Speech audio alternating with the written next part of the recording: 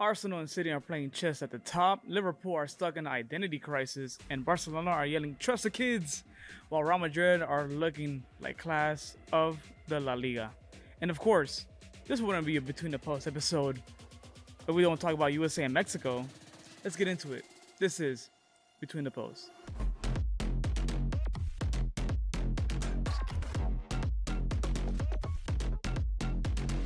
Welcome back to another episode of Between the Posts. I'm one of your hosts, as always, Enrique, and with me, as always, is my boy Eric. Man, What's going on, everyone? how's it going? How's it going? I'm doing well. Ready to talk about some exciting club football today. Yeah, man. Just to kick it off, like we said in the cold intro.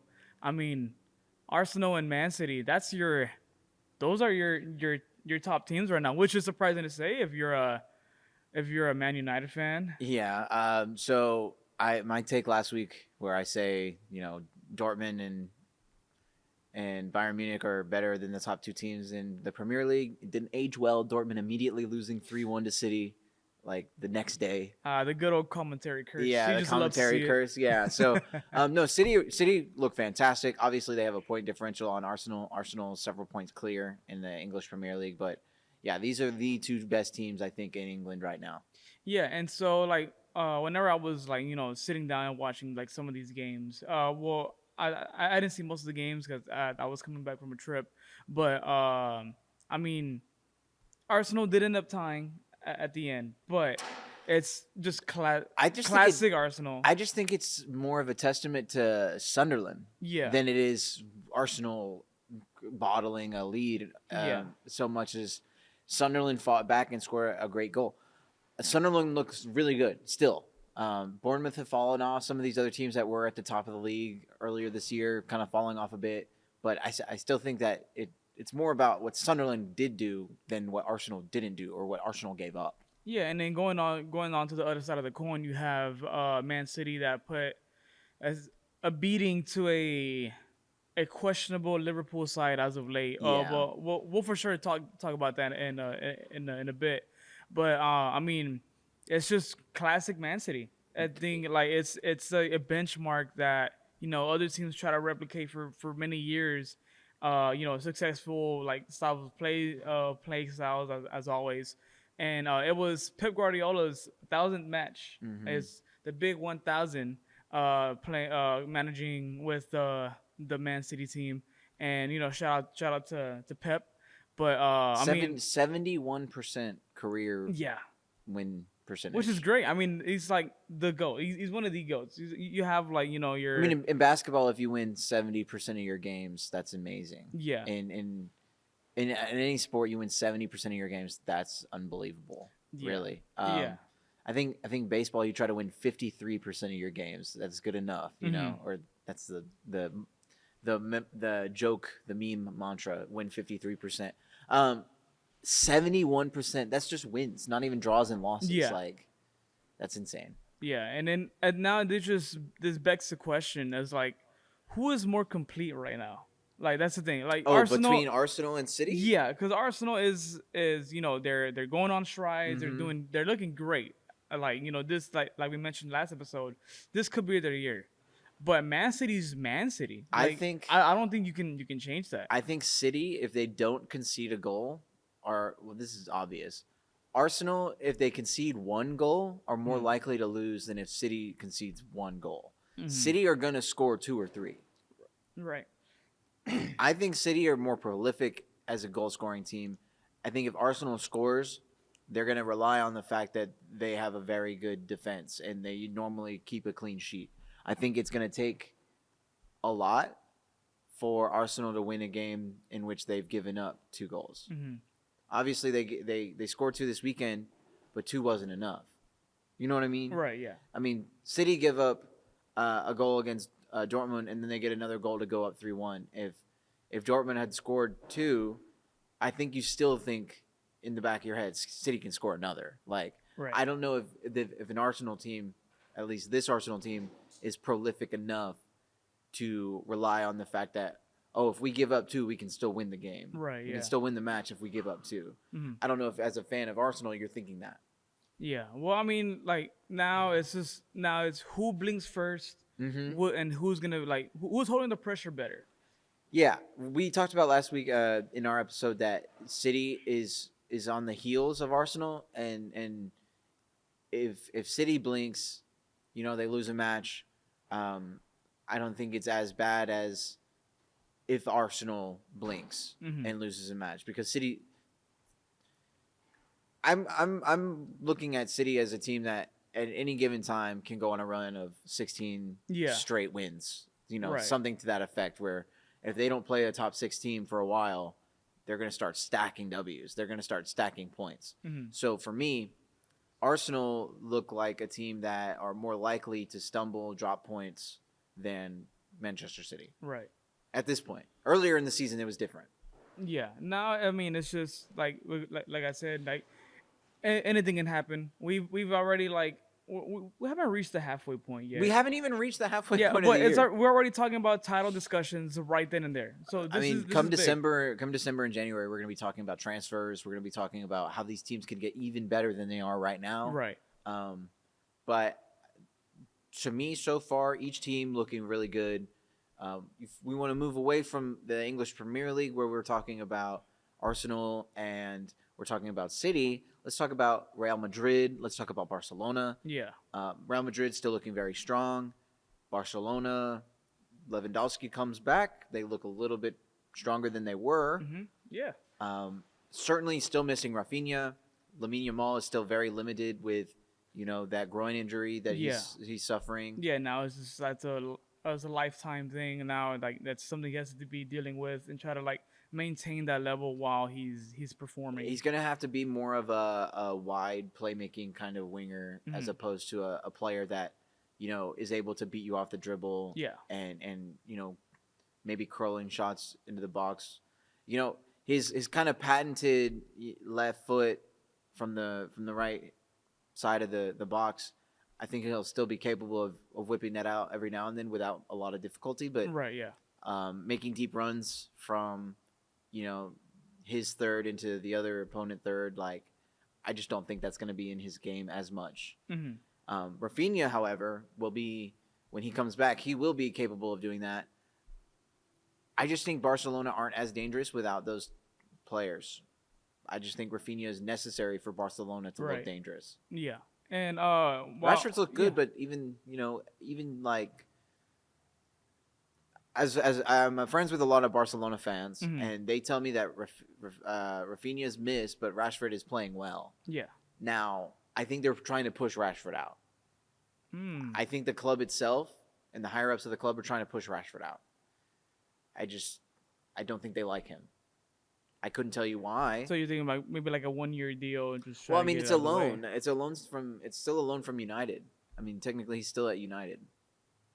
I mean, so we have to wait and see, because the reason why I wanted to talk about this is because there is a lot of young talent. Not yes, there's young talent out and the transfer market and stuff, but I'm talking about where everything is developed in the academies.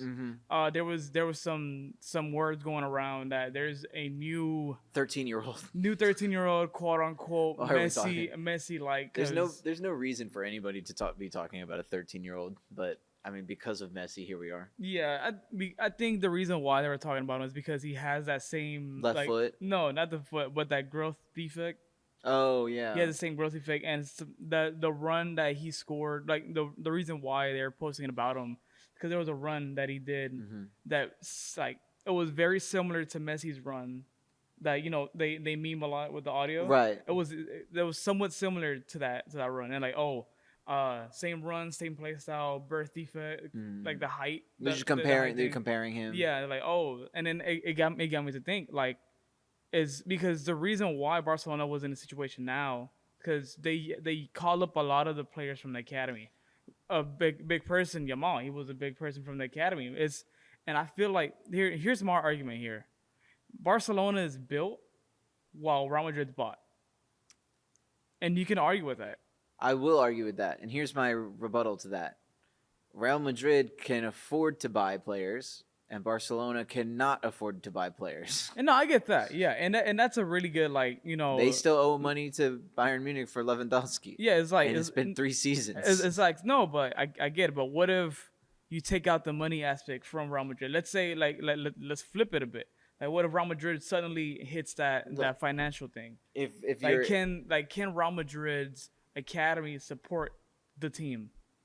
Okay, fair. Can Real Madrid's academy support the team? Probably not. Is that their business model? Absolutely no, it's not. No, absolutely not. Of course not. Barcelona's business model over the last 10 years has been abysmal. Right, yeah. The reason that we have a Lamine Yamal playing at 16 years old for Barcelona at winger is because they spent everything, $200 million on players that don't play there anymore. Exactly. They spent... They couldn't afford to renew Messi's contract. He did everything he could to stay at Barcelona.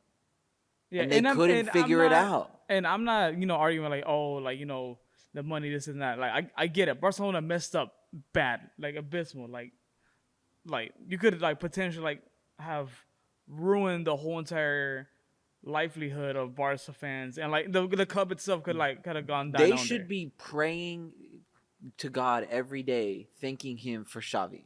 Mm-hmm. Because if it wasn't for him, we aren't sitting here talking about a relevant Barcelona. Yeah. That team was bad. It was, yeah. These teams that Barcelona strolled out there after Messi left were not good. They were horrible. They may not have reflected it in the standings as much, but they were irrelevant. Like those Barcelona teams were irrelevant. We're talking about teams where we're hyping up Gavi and Pedri when they are teenagers. Yeah, but I mean they somewhat like I said, because of the academy, the developmental program, they were able to stay afloat. Sure, it was bad, but they were able to stay afloat enough time. Yeah. So they can build something back up. I mean, I agree. I agree wholeheartly with that. Like it worked out for them where these players came up and produced. Gavi, I mentioned Pedri, Lamine Yamal, but if we're talking about players other than that, I don't know if I could tell you a player from their back four or in goal. Like Ter Stegen is old. Yeah, he should. And I think their current keeper. I can't remember his name or how to pronounce his name. I know his name, I just can't pronounce it. But those are not guys that are from their academy. No, right. Like these are the guys that are being produced at La Masia that make it onto the Barcelona squad are these positions of high value that Barcelona cannot transfer in. Defenders don't cost as much. Fullbacks don't cost as much. Keepers don't cost as much. Defensive midfielders are a little pricey, but unless they're world class, they don't cost as much. They're producing playmakers, guys who can carry the ball to the midfield and distribute. They're producing wingers, like high value positions, out of necessity. Right. So while we talk about Real Madrid buy all their players, they can afford to. Yeah, they can. And if you're rich, you're rich. Like. Liverpool spent $500 million last summer. I look at that right now. That's their issue. So, but now it's just now. So it's up to when I say they should be praising the coaches and the decisions of the management to get these managers in. If it weren't for Xavi, Xavi Hernandez, if it weren't for who is it now? Hansi Flick. Yeah, Flick. Yeah. So. If it weren't for these guys, I don't think we're talking about Barcelona at all, let alone whatever La Masia produced. Yeah. Because it's one thing to have Gavi and Pedri and have them be amazing. They could be amazing on a crap Barcelona team. They could be amazing on a 5th place La Liga team. Yeah. That's not really what you're looking for as a Barcelona fan, as a fan of Spanish football. Barcelona is supposed to be the paragon of Spanish football, producing Spanish talent. That's my argument. Yeah, I just want to see I don't wish this on anyone's team. Well, maybe Chivas, maybe. But I just want to see they take out Real Madrid's money and like yes, they'll still have the class players, but I want to see how they'll manage to stay afloat. And you just play Kamavinga at every position. That's all. That's all you do. I'm thinking about that one French song that they played for the World Cup whenever they won. Mm-hmm. For like I can't say the name, but you know it was a very catchy song. It became like the sounds on TikTok and all over the place, stuff like that. But yeah, let us know. I mean, who do you have? Yeah, who do you have? Yes. Are we tripping? When Barcelona is healthy, are they way better than Real Madrid? Or are we just yapping? Are we just yapping about how Real Madrid beat them once in El Clasico, and now we think Real Madrid are the class of the world? I still think Real Madrid are top 3 in the world. You gotta change my mind. You still gotta change my mind on that. So, if Barcelona are better than we think, if they're actually just victims of early season struggles, let us know. Speaking of victims of early season struggles, Gio Reyna and Joe Scally got caught up to the U.S. men's national team. Their team in Bundesliga suffered like 6 straight defeats or something like that. They're on the up and up. I think they fired their coach. They got a new coach. I'm excited to see Joe Scally, especially at that right back position. Yeah. Serginho Dest is going to be needed on the other side. Anthony Robinson is not in camp. I don't know why. He played for Fulham. Tyler Adams isn't in camp either.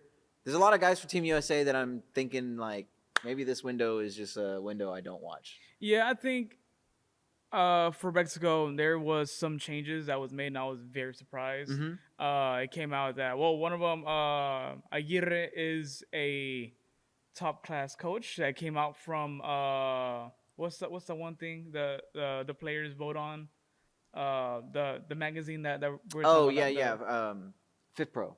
Yeah, it came out that Aguirre is a top manager that the players love to be around. Mm-hmm. So that's finally something that we could be proud of as a Mexican. But I mean, yeah, there was some chatters that there was some last straws. Like, okay, after this window that you're performed in, that was your last straw. You're no longer able to be called up. Oh, I'd love if Pochettino did that. Yeah, and it happened.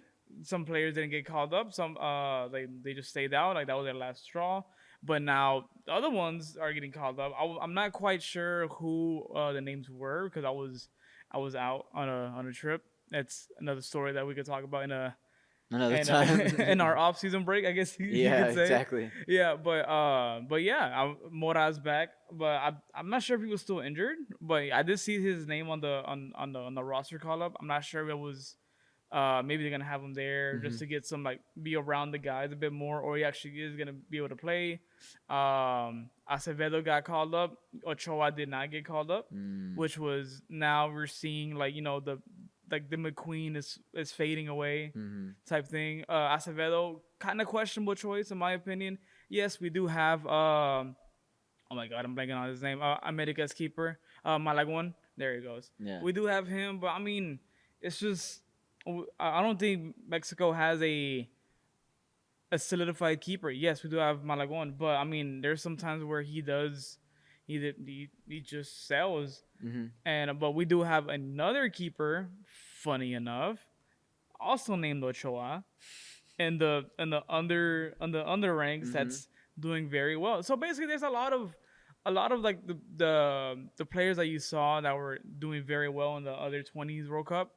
They're getting their first stint at their for the country, and I'm just very excited to see how they perform. We do play against Canada and Paraguay, if I'm not mistaken. Pretty easy teams, but also like I always mentioned, we can't take it for granted.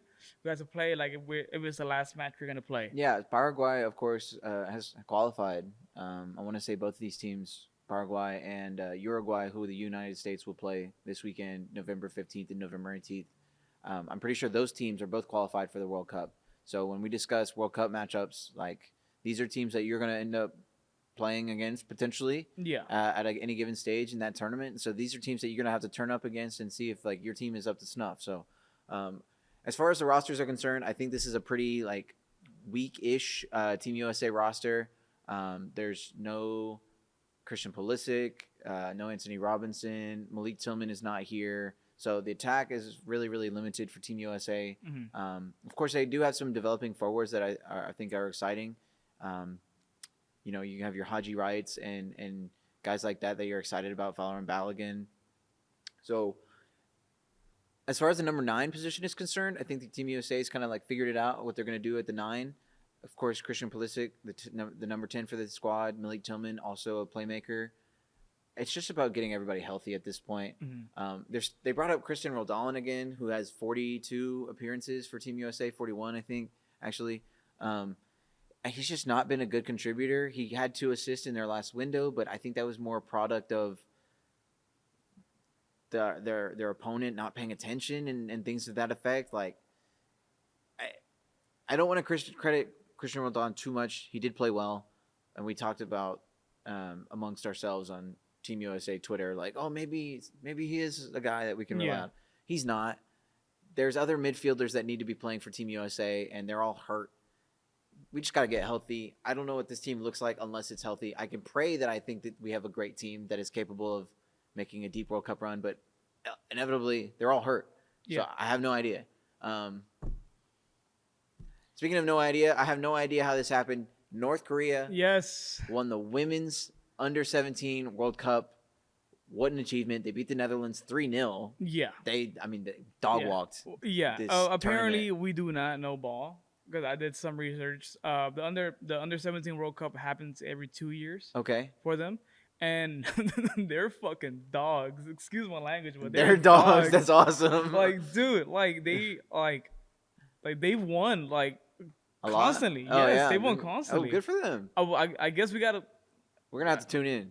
Yeah, tune in. The next time they do the tournament. I mean, there's a lot of under whatever World Cups going on. There's an under-17 men's World Cup going on right now, I think, as well. Yeah, Mexico is going through. They beat. I know Japan got the top of their group. Yeah, I think Mexico is with them because they do share the same hotel. Team USA, of course, advanced. They beat the 2 teams they played. Kevin Sullivan, you heard me talk about him on the show. Mm-hmm. Kevin Sullivan, big part of both of those wins.